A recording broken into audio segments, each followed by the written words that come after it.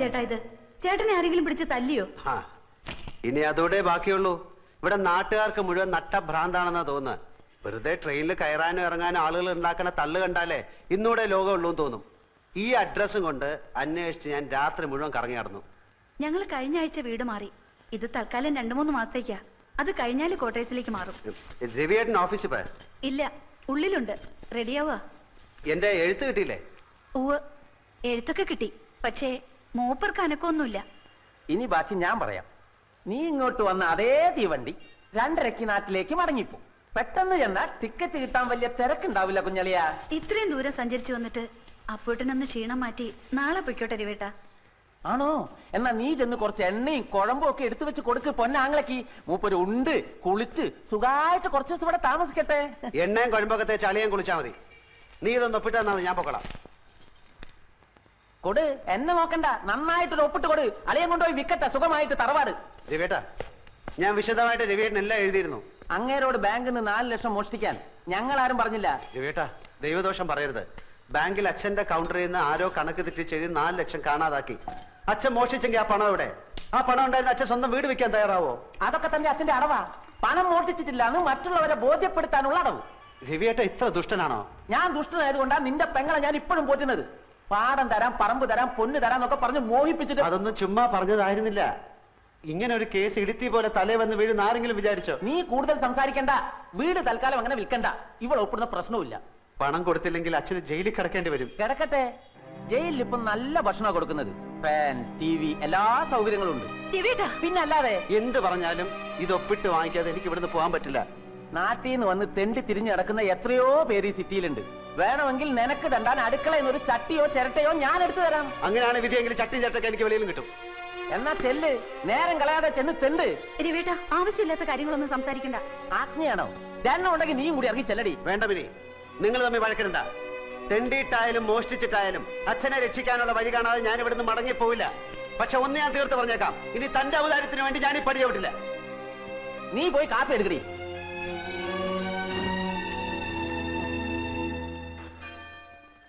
അവൻ നൂറുദ്ദീൻ, നൂറ് എന്ന് ചെറുതാക്കി വിളിക്കും. എന്റെ ബാല്യകാല സുഹൃത്ത്. അവൻ ഈ നഗരത്തിലാണ്. ഇവിടെ മാമ പീരാനിക്കയുടെ കൂടെയാണ് നൂറിന്റെ താമസം. മാമയുടെ കച്ചവടത്തിന് സഹായിക്കലാണ് പണി.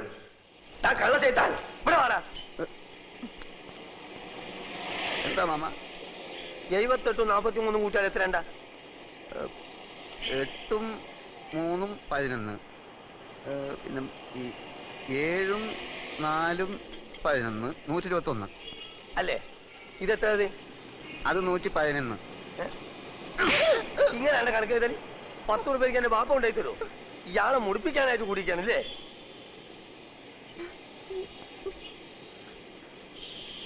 ഈ എന്താണ്ട് കുന്തം മുണിക്കാമായിരിക്കണേ? അന്റെ മൂന്ന കാണാനല്ലേ എരപ്പ ഈ ആൾക്കാർ വന്നിക്കണേ. പോയി പണി കള്ള ലക്ഷണം കേട്ടോ.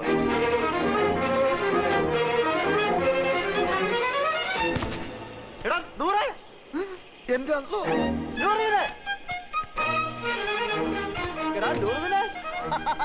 എനിക്കറിയാം നീ സ്റ്റേഷനിൽ വന്ന കാണും തിരക്കിനിടപെട്ട് വട്ടം കറങ്ങിണ്ടാവുന്ന. ഞാനും നിന്നെ പരിധി എവിടെ കാണാൻ? നിന്റെ ഈ മുടിഞ്ഞ കട കണ്ടുപിടിക്കാൻ ഞാൻ എവിടെയൊക്കെ അന്വേഷിച്ചു. നീ നിങ്ങൾക്ക് കുടിക്കാൻ എന്ത് ജ്യൂസാ വേണ്ടിയത്? ഗ്രേപ്പ്, പൈനാപ്പിൾ, ഓറഞ്ച്, മാംഗോ, സാത്തുകുടി? ഇനി എനിക്ക് എന്തിനാടാ ജ്യൂസ്? നിന്നെ കണ്ടപ്പോ തന്നെ എല്ലാ ജ്യൂസും ഒരുമിച്ച് കുടിച്ച പോലെ ആയില്ലേ? എവിടെ നിന്റെ അർത്ഥ കൈക്ക് ഉപ്പ് തേക്കാത്ത മാമ? നിന്റെ കട കൊള്ളാമല്ലോ. നിന്റെ മാമ തട്ടിപ്പോയാല് പിന്നെ ഈ കട നിനക്കായിരിക്കും അല്ലേ? ധാരണ്ട് ഞമ്മക്ക് അറിഞ്ഞൂടാ. നിനക്ക് എന്നെ മനസ്സിലായില്ലേ? എടാ, ഒരു ബെഞ്ചിലിരുന്ന് പഠിച്ച് ഒരു പാത്രത്തിലുണ്ട് ഒരു സിനിമ 3-4 പ്രാവശ്യം ഒരുമിച്ച് കണ്ടേടാ. നൂറേ, നിനക്ക് എന്നെ മനസ്സിലായില്ലടാ. കാള് തെറ്റി. പടച്ചോടാണ് മാമ, ഞമ്മക്ക് ഈ ചെയ്താൻ അറിഞ്ഞൂടാ. അറിഞ്ഞുകൂടാത്തവനാണെങ്കിൽ എങ്ങനെയാണ് അർത്ഥം ഇപ്പൊ കേട്ടാളെ എന്റെ മാമ നാട്ടുകാർ പറഞ്ഞു കൊടുത്തായിരിക്കും.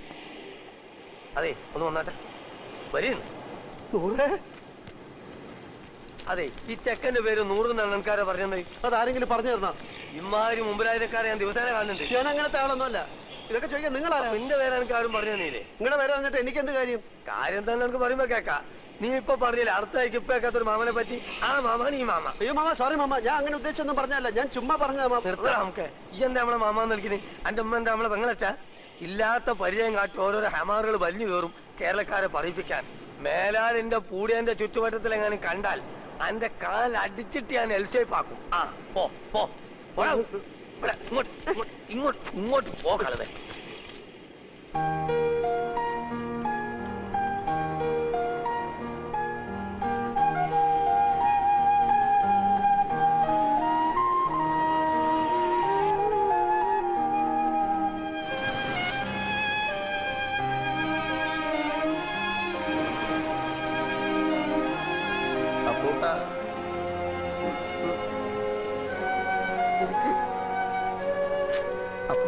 ഈ കടപ്പുറം നിന്റെ തറവാട്ട് അറിയാന്നല്ല. നിനക്ക് എന്നെ അറിയില്ലല്ലേടാ പൊന്നി. എടാ സ്കൂളിൽ പഠിക്കുമ്പോൾ ഞാൻ നിനക്ക് എത്ര ഐസിക്ക് വാങ്ങിച്ചു തന്നിട്ടുണ്ടോ? എടാ എല്ലാ കണക്ക് പരീക്ഷയ്ക്ക് നീ എന്റെ പേപ്പർ കോപ്പി അടിച്ചല്ലേടാ ജയിച്ചത്. എടാ 8ാം ക്ലാസ്സിൽ പഠിക്കുമ്പോൾ ഹൈമവലിയുടെ ചോറ് കട്ട് നിന്നതിനെ നിന്നെ സ്കൂളിൽ സസ്പെൻഡ് ചെയ്തപ്പോൾ ഞാനല്ലേടാ കുറ്റം ഏറ്റെടുത്ത് നിന്നെ രക്ഷിച്ചത്. പറയടാ കഴിഞ്ഞ എന്ത് കഴിഞ്ഞാന്ന് പറഞ്ഞു കഴിഞ്ഞോന്ന് കഴിഞ്ഞെങ്കിൽ ഞമ്മക്കും ചിലത് പറയാനുണ്ട്. എനിക്ക് കേൾക്കണ്ട. എന്നാ ചെവി പൊത്തിക്കള. പലിശക്ക് പണം കൊടുക്കുന്ന മാമാന്റെ ആട്ടും തുപ്പും സഹിച്ചിട്ട് നമ്മളിവിടെ കയ്യാ. എന്തിന്?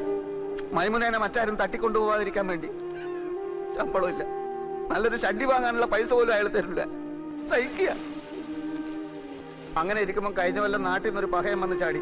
നമ്മളെ കോയിക്കലെ മൊയ്തൂക്കാന്റെ മോൻ ഖാലിദ് നമ്മളെ കൊണ്ടാവും പോലെ അവനെ നമ്മൾ സൽക്കരിച്ച് ഒടുക്കം മാമാന്റെ കയ്യിൽ നിന്ന് 500 റുപ്യ വാങ്ങിയിട്ട് മുങ്ങിക്കളഞ്ഞു. അതിനുശേഷം നമ്മളെ കൂട്ടുകാരനാന്ന് പറഞ്ഞിട്ട് ആര് വന്നാലും മാമാന്റെ അടി ഞമ്മക്ക. ആ ഒറ്റ കാരണം കൊണ്ടാണ് അപ്പക്കുട്ട അറിയാത്ത പോലെ നമ്മൾ ആക്ട് ചെയ്തത്.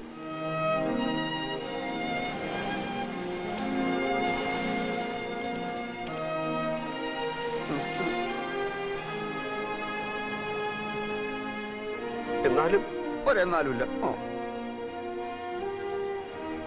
എന്റെ ഈ വിഷമം മാറണമെങ്കിൽ നീ എനിക്ക് ചില സഹായങ്ങൾ ചെയ്തു തരണം. അടുത്തവന് എന്ത് സഹായം? അച്ഛന്റെ കേസിന്റെ കാര്യം ഞാൻ എഴുതിയിരുന്നല്ലോ. പെൻഷൻ വരെ അവർ പിടിച്ചു വെച്ചു. ഇളയ പെങ്ങളാണെങ്കിൽ മെഡിസിൻ 3ാം വർഷമാണ്. കേസും ഫീസും ചെലവും നടത്തി ഒരു വഴിയാധാരത്തിന്റെ വക്കിലാണ് ഞാൻ. വീട് വിൽക്കാൻ നോക്കിയപ്പോൾ ഇവിടുത്തെ അളിയെ സമ്മതിക്കുന്നില്ല. നാട്ടിൽ ചെന്ന കടക്കാരെല്ലാം കൂടെ എന്നെ എടുത്തിട്ടിരിക്കും.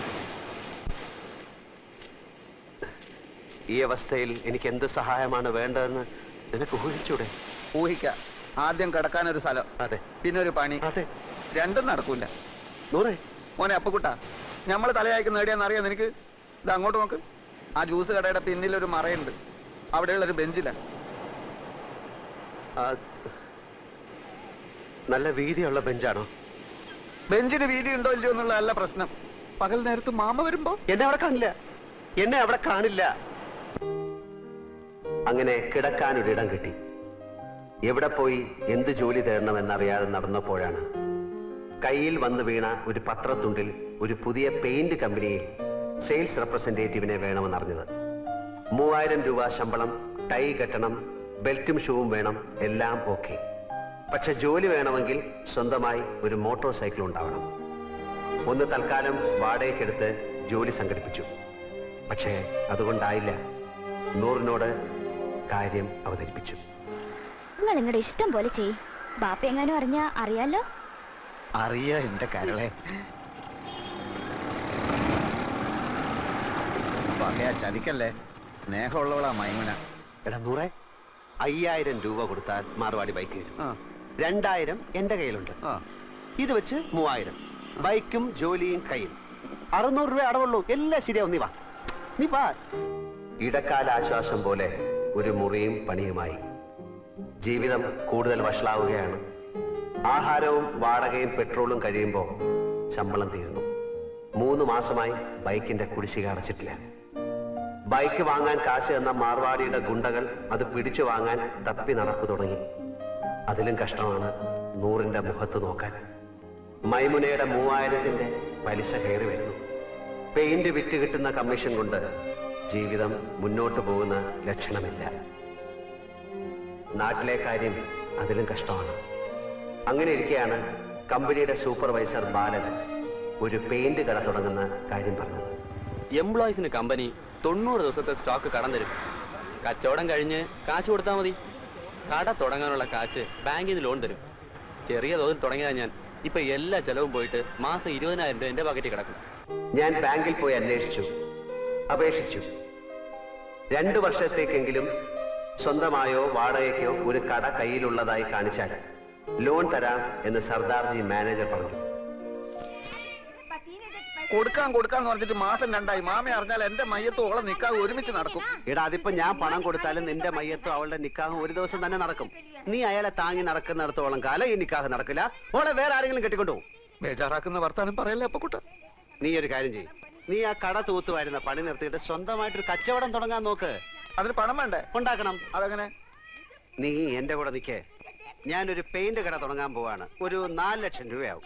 പണം കായ്ക്കുന്ന മരന്തെങ്കിലും നട്ടുപിടിപ്പിച്ചിട്ടുണ്ടെങ്കിൽ 4 ലക്ഷം പോലും. എടാ ബാങ്ക് തരും. മാനേജറെ പോയി കണ്ടു. നല്ല അമ്പോറ്റി അടിച്ചിങ് ലോണിനുള്ള ആപ്ലിക്കേഷൻ കൊടുത്തു. അടുത്ത ആഴ്ച കാശ് കിട്ടും. അപ്പൊ കൂട്ടാ നമ്മളെ അങ്ങനെ മണ്ടനാക്കല്ലേ. നിനക്ക് എന്നെ വിശ്വാസം ഇല്ലെങ്കിൽ നീ എന്റെ കൂടെ വാ. ബാങ്ക് മാനേജറുടെ വായി തന്നെയൊക്കെ 2 ലക്ഷം രൂപ ഡിപ്പോസിറ്റ് കൊടുത്താൽ 10 ലക്ഷം രൂപയുടെ സ്റ്റോക്ക് വരും. വിറ്റിട്ട് 3 മാസം കൊണ്ട് പൈസ തിരിച്ചു കൊടുത്താൽ മതി. കടയുടെ വാടക 1.25 ലക്ഷം രൂപ. പോയിട്ട് 75,000 25,000 വീട്ടിലേക്ക് അയച്ചു കൊടുത്താലും കുറെ നാളത്തേക്കുള്ള കേസും ഫീസും നടക്കും. ബാക്കി 50,000 15,000 കൊണ്ട് മറ്റേ മോട്ടോർ ബൈക്ക് മാറാടിയുടെ മുഖത്ത് വലിച്ചോണ്ട് കൊടുക്കും. ബാക്കി 35,000 15,000 കൊണ്ട് അന്തസ്സുള്ള വൃത്തിയായിട്ടൊരു സ്ഥലം താമസിക്കാൻ. അപ്പൊ മൈമനയുടെ 3,000 അത് കൊടുക്കും. പോയിട്ട് 22,000. അത് ഞാൻ എന്ത് ചെയ്യുന്നറിയോ? കൊറേ കുപ്പായം വാങ്ങും, കൊറേ സിനിമകൾ. എടാ മണ്ട മുത്തപ്പ, അത് ഞാൻ നിനക്ക് തരും. ഒരു ജ്യൂസ് കട തുടങ്ങാൻ.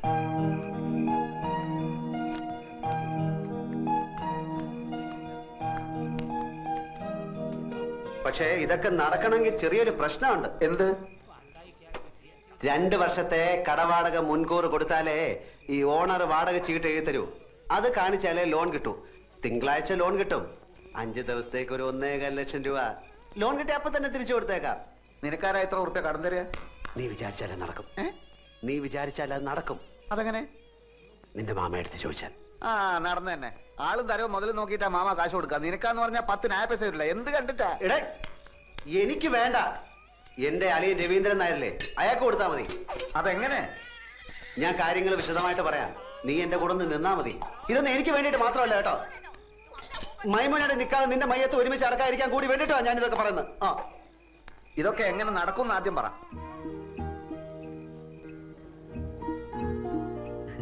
ഞമ്മളിപ്പോ വന്നത് മാമാന്റെ അടുത്ത് ഒരു രഹസ്യം പറയാനാണ്. ഏത് ലക്ഷാധിപതികൾക്കുണ്ടല്ലോ ഇടയ്ക്ക് പണത്തിനൊരു വലിച്ചല്. മൂപ്പരുടെ അളിയന് പുറം രാജ്യത്ത് നിന്ന് ഒരു ബെൻസ് കാർ വന്നു. 50 ലക്ഷത്തിന്റെ. നാളെ കാർ എടുക്കണം. നോക്കുമ്പോ 1.25 ലക്ഷത്തിന്റെ കുറവ്. കുടുങ്ങിയ മാർവാടികൾ എത്ര ലക്ഷം വേണമെങ്കിലും കൊടുക്കും. പക്ഷെ അതിന്റെ പലിശയെ അവര് വാങ്ങും. ഈ പലിശ മാമാക്ക് കിട്ടിയ ചില്ലറ കാര്യമാണോ? 10 ദിവസത്തേക്ക് ചോദിക്കുന്ന പലിശ തരും. ഹലോ അപ്പു സാറേ, ഒന്ന് കേറിയിട്ട് പോയിക്കൂടെ? സമയമില്ല നൂറെ, മാർവാടികൾ കാത്തു നിൽക്കുകയാണ്. മാമ വിടല്ലേ മാമ, മുറുക്കി പിടിച്ചോ, കേറി വരാൻ പറ. ആ വരി, ഒന്നുമില്ലേ നമ്മൾ നാട്ടുകാരല്ലേ. ഇല്ല സമയമില്ല, അതുകൊണ്ടാ. മാർവാടിക്ക് നിങ്ങളെ അളിയൻ കത്ത് തന്നിട്ടുണ്ടാ? തന്ന് കണ്ട ഇംഗ്ലീഷിലാണ് എഴുത്ത്. പ്രിയ മാർവാടി കൊടു 1.25 ലക്ഷം അപ്പുക്കുട്ടന്. അല്ല, നിങ്ങൾ അളിയൻ എവിടാ പണി? ശരി, പിന്നെ എവിടാ താമസം? എല്ലാം ആ കാർഡിലുണ്ട്.